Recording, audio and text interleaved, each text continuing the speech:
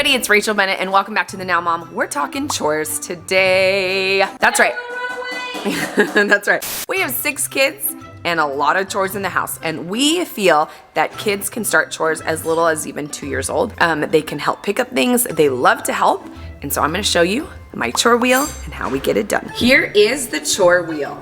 We have all of the actual areas in the house that need for chores to be done, and then we have people's names. We went with letters so there wasn't too many words. And then we have the outside, which is the names of the chores. Today I'm gonna be sharing with you 3 easy steps on making a chore wheel, a chore list for your house, for your kids. Okay, step 1 is writing down your chores. So I have my paper here to write down all our chores. You're gonna write down all the areas, either living spaces, if you have kids that are pretty good in age-wise that they can accomplish all of these tasks. But if you have a group of older kids and a group of younger kids, you might have to divide your house or your chore list a bit differently. So because my kids range from 16 down to 7 years old, their levels of capability are pretty okay. Sometimes we just have to help the younger ones with if they get a bigger or busier chore. So I divide into living spaces. But sometimes people like to divide their chores into things that they can just help with. So if you have younger kids, you might want to be doing like, okay, a laundry helper or a laundry gatherer. Things like emptying out the trash cans, and other chores could be, emptying the dishwasher. So these are all chores that our kids did when they were like probably 3 to 6 years old or 3 to 5 years old. So an easy one that a 2 or 3 year old would be is to gather all the laundry from the hampers around the house, or gather all the little trash bags from the trash cans around the house, the small trash cans, maybe not the kitchen trash. And another one that they helped with would be like emptying the dishwasher into the drawers that they can reach. And if they can't reach up high, then they just put it on the counter. So those are different areas versus like a chore list. So you guys decide what works best for you. For us, I'm gonna divide our house into living areas. So we have a kitchen and a dining room. We have the main living room and entrance area. We have an office that gets messy. We have guest bedrooms. We have a laundry room, and we have the pantry that kind of gets messy. We have 4 bathrooms, and we have a classroom and a movie room and a downstairs area. So those are like 8 or 9 areas. So I'm gonna write them all down, and that will lead us into step 2. Okay, that brings us down to step 2, which is dividing your chore list into the number of kids that you want to put on the chore wheel. So we have 6 kids, so we're gonna divide our chores or our living areas and spaces into 6. Here's our list of spaces we have. 1, 2, 3, 4, 5, 6, 7, 8, 9, 10, 11, 12 spaces. But some are messier than others. So the kitchen and dining room is definitely one space, so we're gonna divide that into 1. Now the living room upstairs is a pretty busy space. We're gonna leave it by itself. And the downstairs is by itself because those are big areas that we don't wanna add anything to them, okay? The classroom and movie room is one area, so that's gonna be in one space. Bathrooms, that's a lot. So we have 4 of those. So that's gonna be 1. So we have 1, 2, 3, 4, 5. Now we have 6 kids.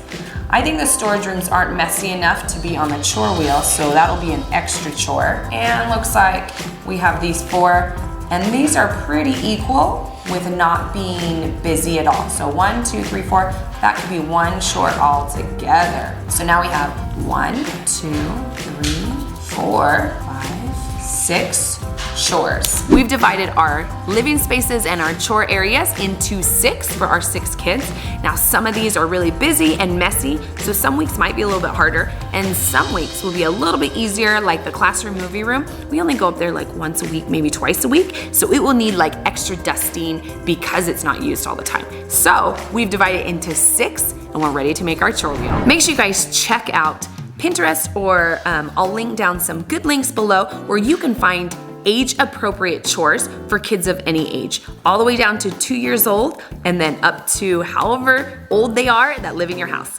Every age can be helpful with chores, and I encourage my kids at even very, very, very young ages when they were really little to help out, because everyone wants to contribute into the house, and it's really great when we all can work together and get our house clean. All right, when making a chore wheel, you're gonna need multiple things. I like a good heavy cardstock, 1 or 2 cardstocks. If you're gonna laminate, then you can just use regular paper because the lamination will make it harder. So I use a pattern paper for just like decorative on the outside. I use cardstock for all the places that need to be labeled. You're going to need a laminator if you wanna use that, as well as a push pin to push into your wall if you're gonna need that. Okay, you're gonna need that little piece that can go in and then it kind of butterflies out, and then that way your wheel can work.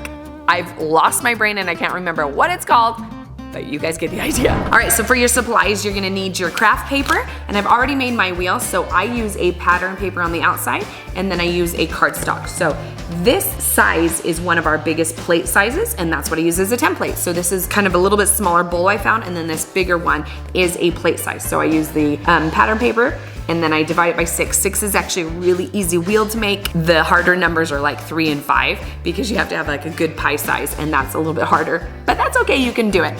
So I've divided mine into 6, and you can see the areas. So we have our entrance and living room, basement, which is the whole downstairs, classroom and movie room, which is upstairs. We have our pantry, office, guest, and laundry. That should say Poggle. We had to add it on later.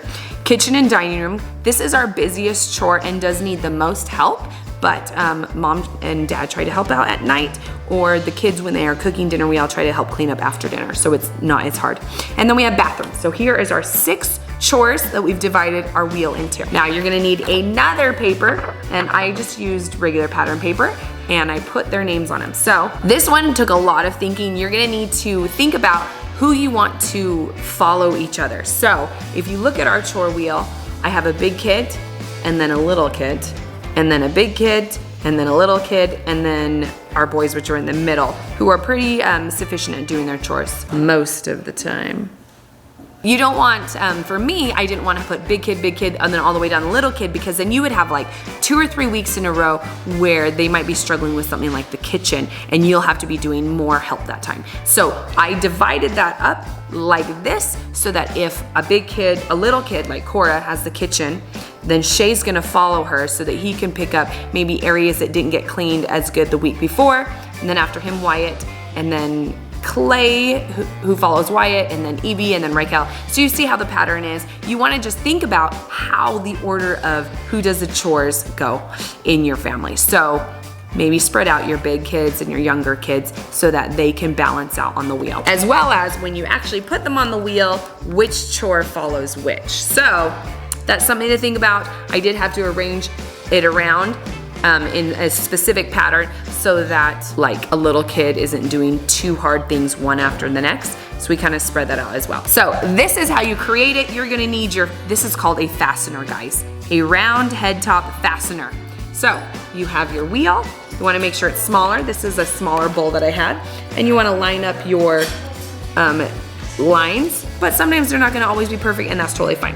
You puncture your hole in the middle after you've laminated them, and you're gonna fasten it into the second hole. Here we go. And you open up your fastener. My chore wheel sits underneath my whiteboard in our little kitchen cove. So we have blue tape on the back, and here we go. We have it. So this week, Wyatt has the kitchen, and we rotate on Sundays. And Sundays is like a all help in the kitchen day.